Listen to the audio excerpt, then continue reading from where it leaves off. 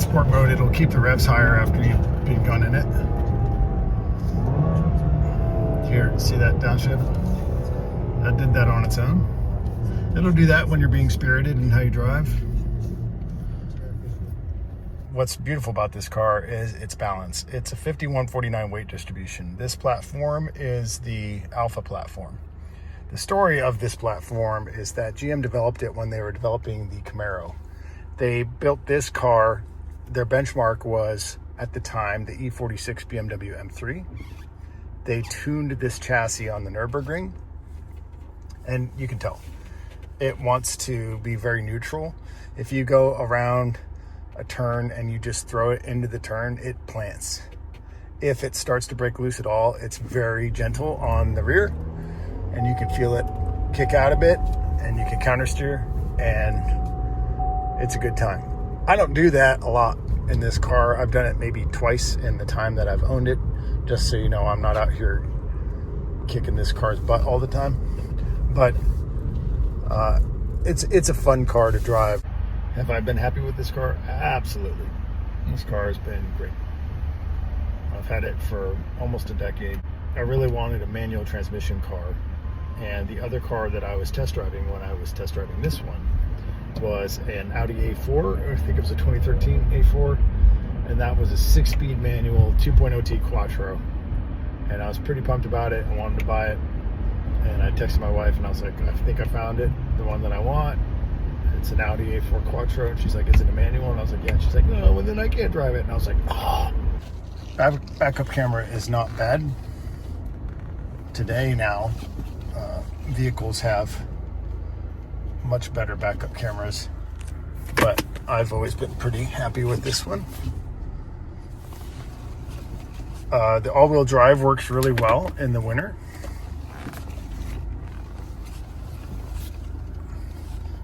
I've driven this in a lot of different snowy conditions. It's a great daily driver.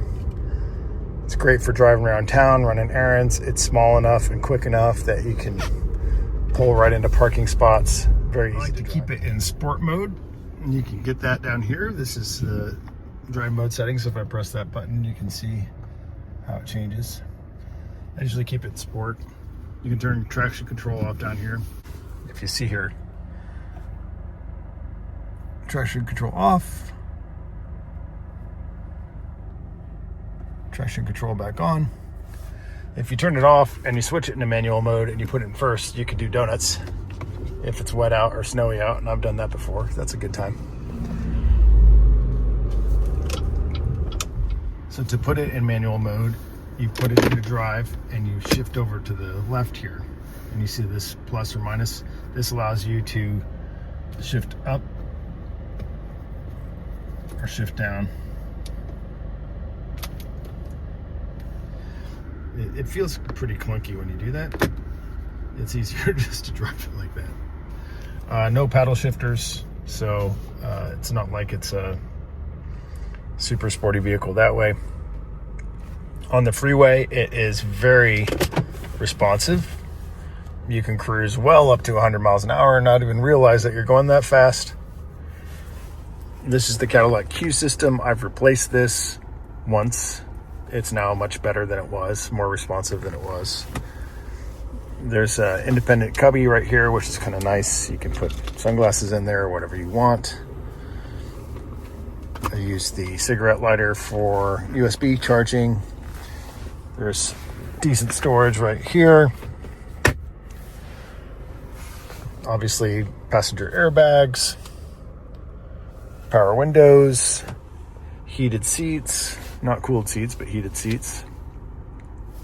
In typical GM fashion, the air conditioning has a mind of its own. When you put it on auto, it'll turn on full blast, blow in your face, and I usually don't put it on that setting. I don't know why GM does that. That's just kind of how they work. It's got a sunroof. Very useful. I like driving with the sunroof. When you have the sunroof open, there's a little windscreen here that prevents buffeting. That works pretty well.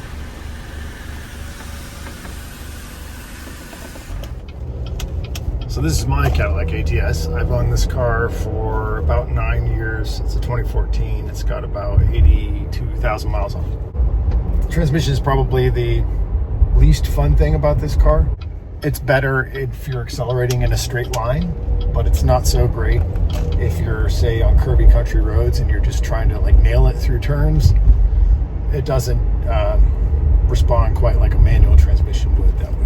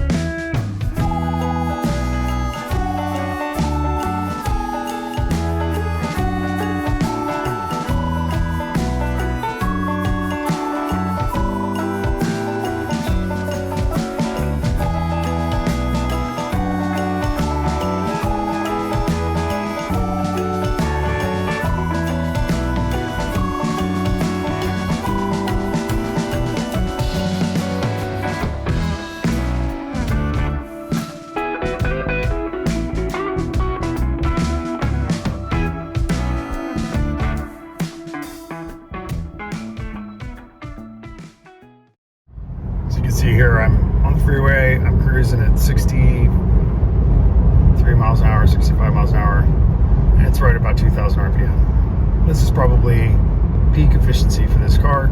This is well into the 20 mile per gallon range. My fuel economy went down quite a bit because I was just bombing around the back roads, but at this speed, it's more than happy to just sit here and cruise like this all day. I can leave it in sport mode all the time pretty much, and I don't really see much of a change in fuel economy. The worst fuel economy is when I'm just driving around town at home, and that's by far more penalizing to my fuel economy than me like driving it hard. Though I don't even really drive it hard at all. I just, most of the time I'm just going to the grocery store and picking up the kids from school. Stupid roundabouts. They just put roundabouts all over the place. It's like, dude, I don't need a roundabout to merge on the freaking freeway. God. Alright, here we go. Oh, got loose a little bit there.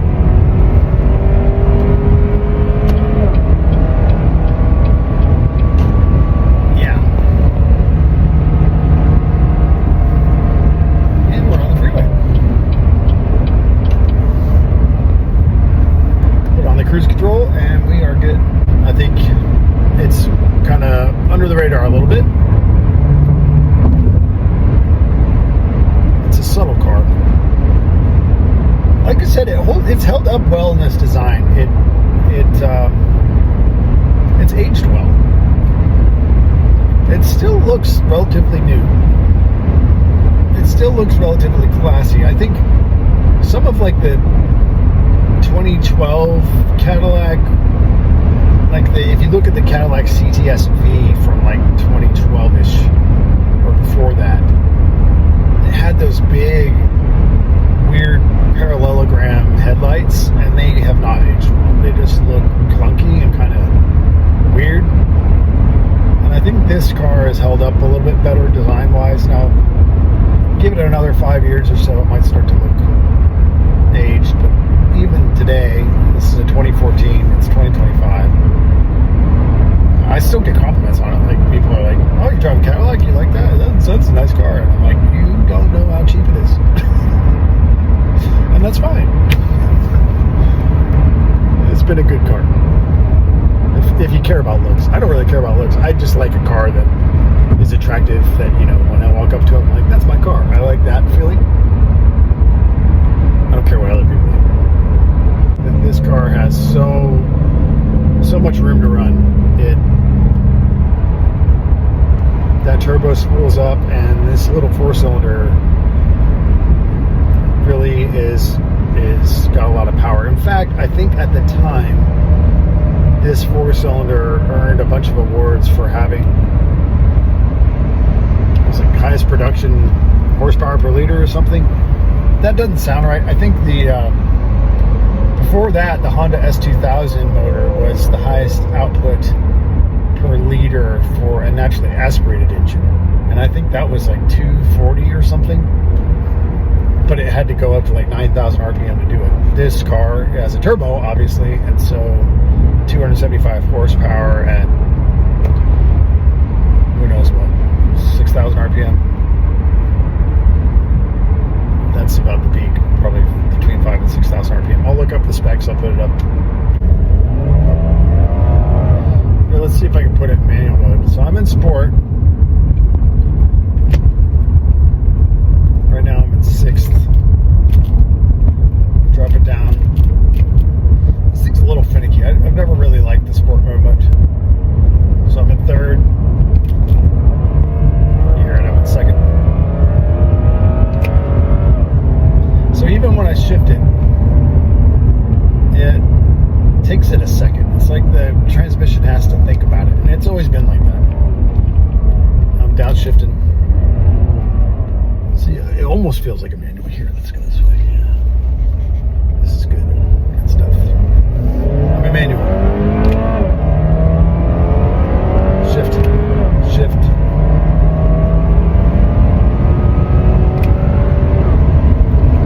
Woo! 4th gear. And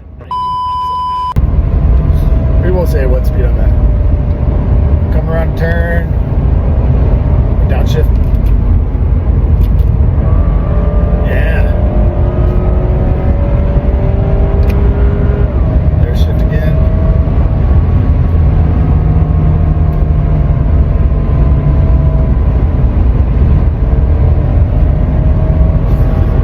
Started. 4th, 5th.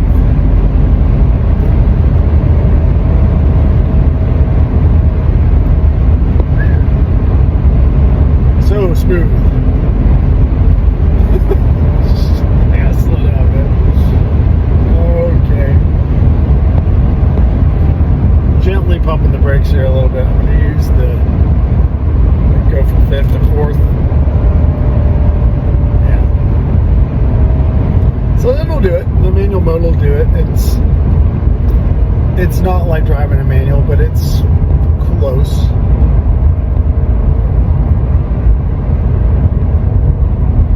Shift down to 3rd.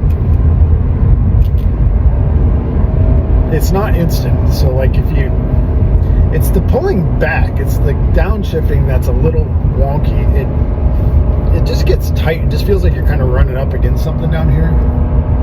It's always been like that. I don't know why. I think it's like the shifter boot. It just kind of gets bound up on it. It's just not bad. They don't expect people to be doing that much. So I'm in 3rd and I'm in about 50. I'll tell you when I shift. Shift. Now it shifts. See that? Shift. Now it shifts.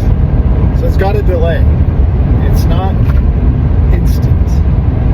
And that's the only gripe I have. It's like, it's not really a manual transmission that way. I wish it had. Well, I don't know if I wish it had paddle shifters or not. I don't really like paddle shifters. I don't really like automatics trying to be manuals. Though, I take that back. I'm researching putting a manual valve body in the truck, because then I can do burnouts. But, you know, now I'm back in automatic mode and it's fine.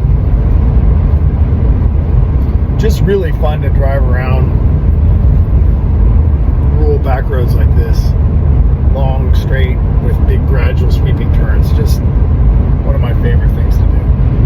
And this car does it just fine. You could get lost in this car, just drive around like this for a few hours and get reasonable fuel economy. Even me driving like this on this trip, I'm probably going to average like 17 miles per gallon. I mean, what else could you ask for?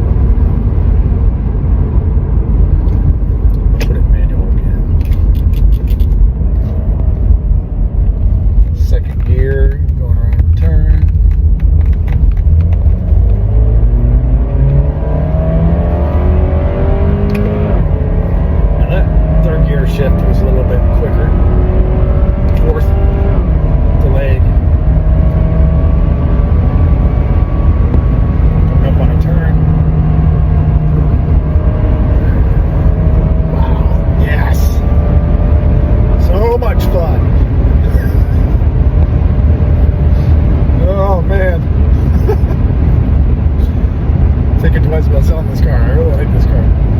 always liked this car.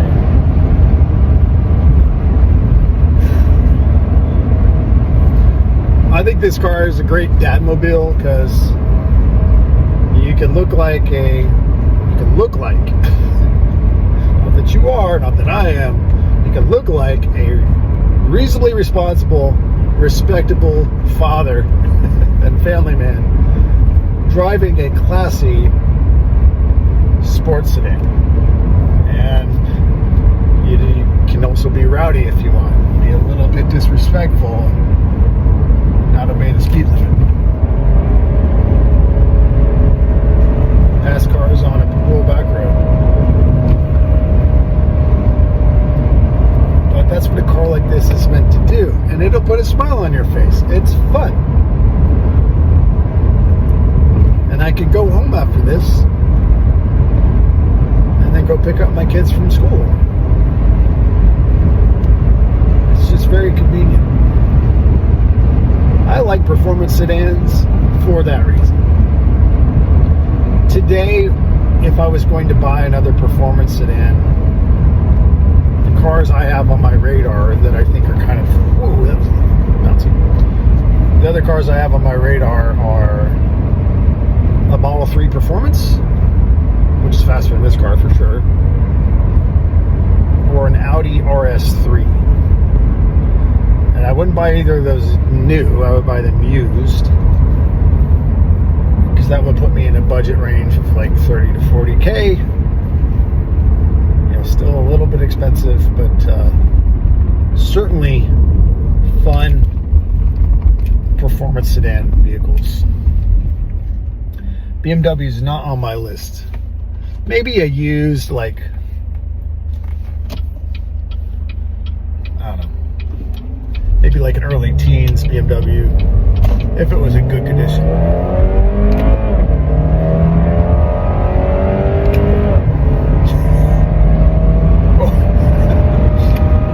Is that one of those automatic speed sensing cop signs that are like, your speed is? Whoopsie. On at 4th. It's a nice smooth road here. I have looked at the new Cadillacs. I mentioned the pricing on those before. So, yeah, a CT5, even just like not VE model, but like a CT5 is a good-looking car. You can get it all-wheel drive. You can get it with a V6. Okay. All right. Rural Central Ohio back farm roads. Some of my favorite things to drive. Been doing it since I was a kid. Okay, we're going to do 0 to 60.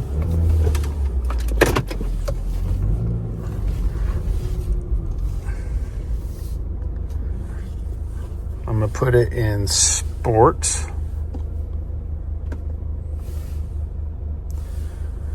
I'm not going to put it in manual shifting. We're just going to let the automatic do what it's supposed to do. So I'm going to get the revs up a little bit. Ready, set, go.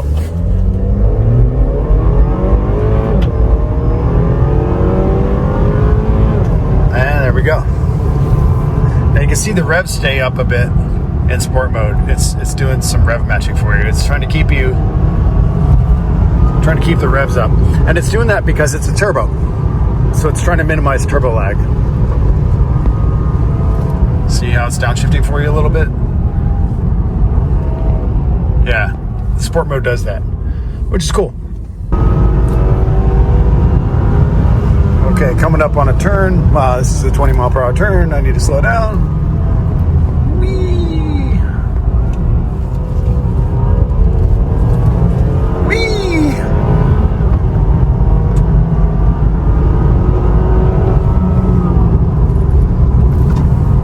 So really fun to drive. I mean, it's, like I said, it's got plenty of speed. This is a sports sedan.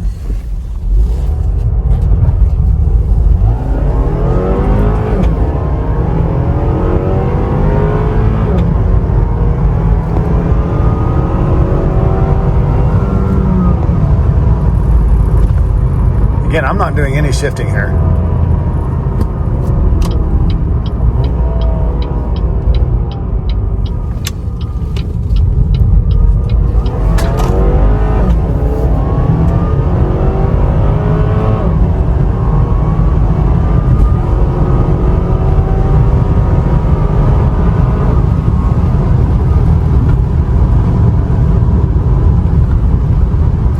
feels very planted. I'm going over some rough spots in the roads here, and it's just fine. Brakes bring it down to a good stop. You know, you could probably upgrade the brakes. I imagine the V has beefier brakes. I wonder if you could just upgrade those. But I've never had any problem with these. I don't drive it like this all the time, but you could. Here's a nice turn. I think where it operates best is if you just let it kind of, yeah, so good. It just feels good. Here's another one. I'm gonna come into this turn. Yeah. It's fun.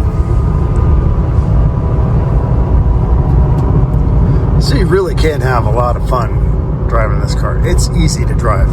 It wants to drive fast. And you can see how sport mode is matching the revs and keeping the turbo spooled up. You can hear it. I'm being a little hard on the electronics. In the nearly 10 years that I've owned this car, it's been fine. I've had a few times where it glitched. I posted another video where I replaced the battery. There's some odd things about this car, and I think it's because it's very compact. My passenger side headlight went out. In this car, you cannot access it from the engine compartment. To replace the headlight bulb, you actually have to get to it through the wheel well, which means you have to jack the car up, take the wheel off, take all the screws out of the wheel well, take the wheel well out, or at least push it aside, reach up in there, and then you can get to the headlight harness and you swap it out that way. That's pretty ridiculous. Now, for the battery, you can check out my other video, but the battery's in the trunk. It's not in the engine compartment either. And to get to it, you have to remove a lot of interior panels of the trunk to get to it. It was a couple Torx, T45 Torx, I think, and at least a 10 millimeter socket, plus, you know, various needle nose pliers and flathead screwdrivers to pry things and get at things. So again, not something that you're going to easily do on the side of the road, and I don't know why they think that that's okay.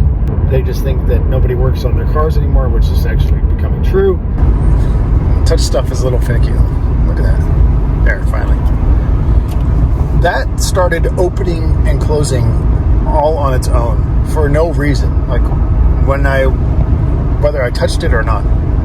And I could not figure it out, and supposedly it was because my battery was slowly dying, and so the low voltage was causing everything to glitch. I replaced the battery, and ever since that's been fine. It has not opened back up. I've taken it skiing. I've taken my kids skiing in this car.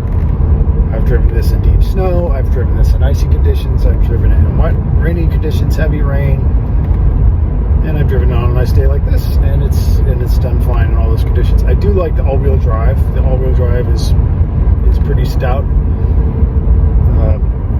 Probably the worst off-road all-wheel drive-ish conditions that I've really put it to use are when it snows a lot and they plow the street and they wall my car in. I've been able to just put it in drive and drive right through the raised snowdrift and just come right out. And the only weakness in the car is its height off the ground, and you can certainly high center yourself, but as long as the wheels have traction, they'll get you out. So I like the car for that reason. It's been no problem driving it in the winter and the snow, and that's why I have all-wheel drive in the first place. Let's talk about storage. So the trunk is not huge. It has a good amount of space in it. What I would hope is that a sedan would have fold-down seats, and this does not have fold-down seats for some goofy reason. I don't know why. It just doesn't. And in fact, I thought it did it was about 2 years into owning this car that, well, it was some time. I don't know how long it was, but it was some time before the idea occurred in my head that I might want to fold down the seats. And I think it was because I was going to take the kids skiing, and I wanted to put the skis and my snowboard in the car, and then I realized that I can't. It has this pass-through in the back seat that it actually was not, the car did not originally come equipped with that. But through some Googling, I found out that the carpet is sort of stretched across the back of the seat. The seat frame already has the pass-through built into it. They just didn't put it in as an option on this car. So the carpeting of the back of the seat and the trunk was just, they just carpeted it over. So I cut it, and then I folded the carpeting back, and then I could use the pass-through. Voila, there's the pass-through. But the pass-through's not very big. Diagonally, it's not wide enough to fit a snowboard through. As far as roominess, it's pretty good. The kids can fit in the back seat just fine. You know, when they climb in the car, I wish that they wouldn't put their feet all over everything, but they do, and the interior surfaces are reasonably easy to clean. This seat material isn't real leather. It's like a vinyl synthetic leather or whatever, which is totally fine with me. I wouldn't really want anything different. It's reasonably wear resistant. It's easy to clean.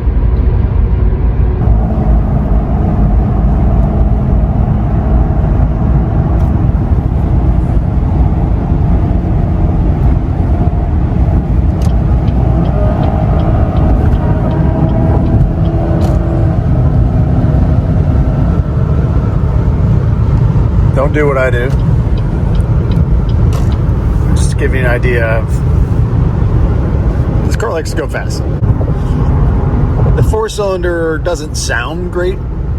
You know, it sounds like a sewing engine. When the windows are down, you can hear the turbo a bit, which is kind of cool.